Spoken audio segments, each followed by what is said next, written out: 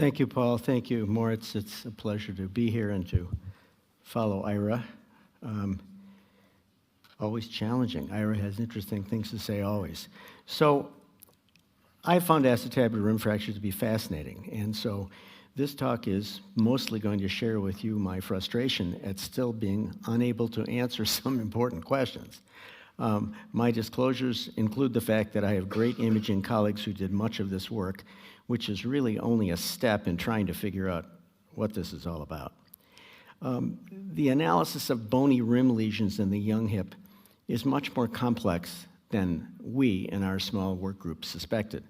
And in Boston, we're slowly building the foundation that we need before we can answer the really important questions affecting treatment of the symptomatic hip with a rim bone lesion.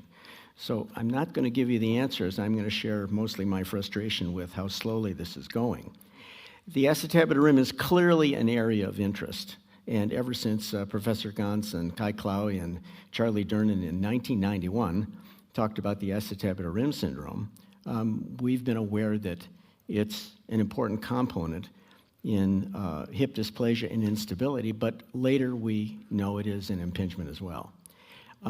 It's not clear which rim lesions need independent treatment. I mean, here's an interesting x-ray. This patient has something going on with the rim. Is this normal? Is it abnormal? I didn't know, and I still don't quite know. So it's often unclear, for example, which lesion is an os, normal, and which is a rim fracture. I still don't know. I'm struggling. I'm going to share my struggle with you to figure this out. So before maturity, one question is, which is a normal growth center and is just going to coalesce? And after maturity, it's different. Is this a persistent os or a persistent growth center? If so, what's its significance? Is there a mechanical etiology after maturity for this persisting? Does it reflect instability? Does it reflect impingement? Because Martinez, Lee, Gans, and Martin Beck, who's here in the audience, noted an association with retroversion. Is it a pain generator? And how does this lesion affect the treatment choices? Well, these are the questions that we'd posed in our little work group. So this was our investigational agenda. Number one, I wanted to define what an os acetabulae was. I really didn't understand. I've been brought up as a pediatric orthopedist. I've been looking at immature hips for I don't know how long, a long time, and I still didn't really understand this process very well. Number two, I wanted to distinguish true rim fractures from the normal os in terms of location, size, shape, and so on. And I wanted to determine the etiology and importance of the rim fracture. Why does it occur? How are these patients different who seem to have a rim fracture different from those in whom it doesn't occur? Report the demographics of these various osteochondral rim lesions. We wanted to follow the patients over time to assess the outcomes. This is our plan. And then we wanted to be able to hypothesize pathologic mechanobiology of this possibly fractured rim. That's what I wanted to do.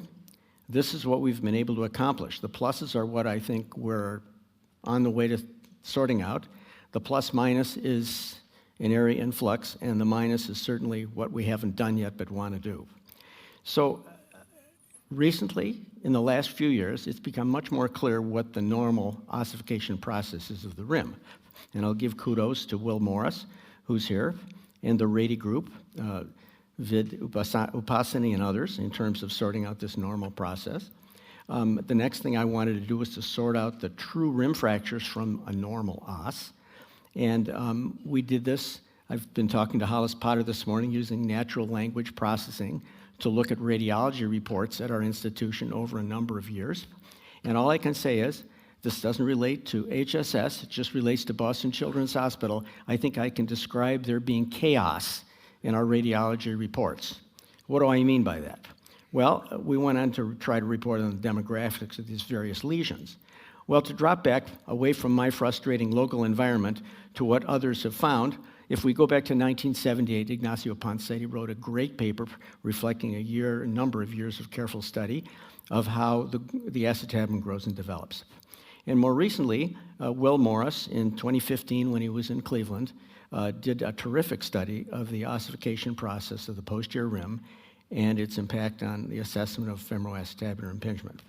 And more recently, the Rady group Salil Upasani, pictured here, is the main leader in that research effort, talked about how females ossify earlier than males. The posterior, supposed posterior os appears first, then the anterior, then the superior one, and there's sort of a process by which they normally all coalesce, and by the time the triradiate cartilage closes, the os should be on its way to closing. Well, that's some background of the normal rim. So the literature says that you can usually, often, suspect what's an os and what's a rim fracture. The os is clearly a secondary ossification center. Fabricant and his group at HSS noted the posterior rim fuses, and this helps sort out what's a real posterior rim sign. Why does this matter? Well, there are reports of intervention of these ossicles to remove them or achieve healing. And a normal os should fuse no matter what we do. A true fracture may not. And as we try to sort this out, we have to figure out what's apple and what's oranges. So here is our effort to try to sort out the apples and oranges. I think I've answered the question of whether every hip has an os at some point. I wasn't sure of this before. Does the true os look and behave like a true fracture? It seems yes, all hips have them, but we may miss the window to see them. So this is a patient who has something going on in the rim there. It turns out that there's a relatively normal posterior os, and over time, note the posterior os bilaterally.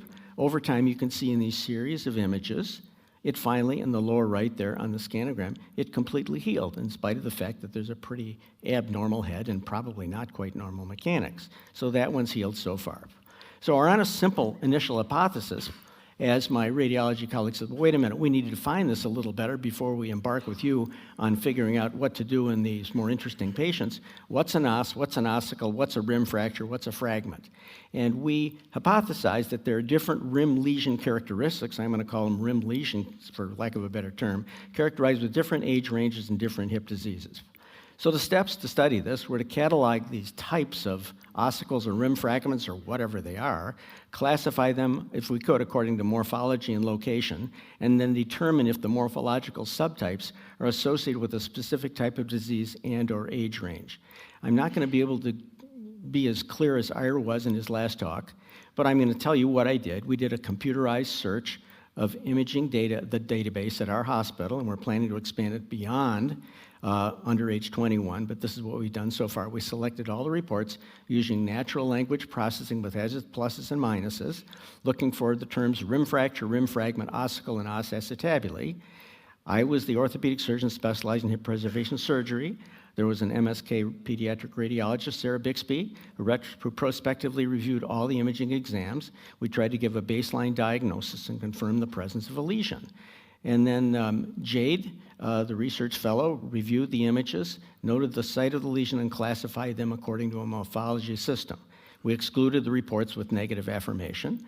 We did a statistical analysis, and there are a lot of busy statistics you're going to see, but in the end, I'm going to tell you that we found 252 subjects and 400 reports, and the average age of these patients was 15 at the time that it was first mentioned, mostly males, mostly x-rays, but CTs and MRs as well. Here was our problem, and this is what we're trying to sort out. A lot of them were called os, some were called fractures, some were called fragments. I'm not sure whether this makes any difference, but this is our effort to try to sort it out. And the challenge was that there was confusion about what these were.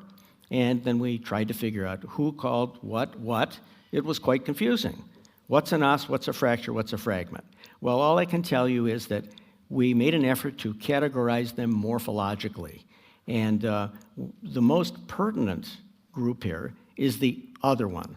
Rather than being tiny or unilateral linear, I don't have time to go into the details with you. When this gets published, it'll be a more easy to understand classification scheme, but this one other that has more or less a vertical orientation. It tends to occur in the older patients. These are the ones that are really of interest. These are the ones that tended to occur in the older patients. The other different subgroups probably were the normal os as was going through its stages. So this other group was mostly dysmorphic femoral heads, impingement, and dysplasia. So that's more or less my frustration. There are limitations even to this preliminary study. Some lesions wouldn't be categorized if they were present but weren't seen and therefore not reported. We can't draw strong conclusions because we do not have a true control group. So I can say honestly, mea culpa, there's great confusion, has been at our hospital, in terminology for these lesions. And currently there's no clear morphologic or age distinction among these terms. The different morphologies are more prevalent in different age groups. There's great need, we felt, for clarifying the terminology before the really more interesting analysis, which I hope I'll be able to report for you at the next meeting. Recent progress by others. Will Morris looked at an interesting group after PAO, a subgroup, PAO patients, dysplasia patients with a rim fracture. This is an other group, and there was no difference in the outcomes among the ones that had the rim fractures and had PAOs and didn't. They were more or less matched. No OS in their group was directly treated. Most of them healed, but they did not all heal.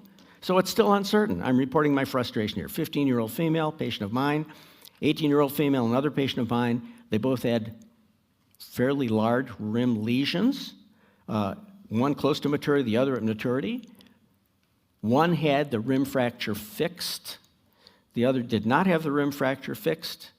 They're both doing okay later on. I still don't know what the best treatment was. This is the only rim fracture we've directly treated by fixation on the right.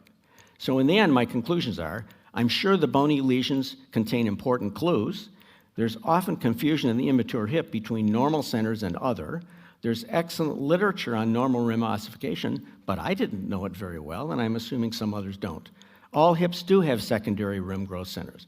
Needed and planned at our study is an IR-based longitudinal study, including clinical outcomes, and underway and partially completed is a screening of all our PAO patients and all our anchor FAI patients. And I'm confident that I'll be able to report that at the next Bern meeting. Unanswerable till then are these many important questions.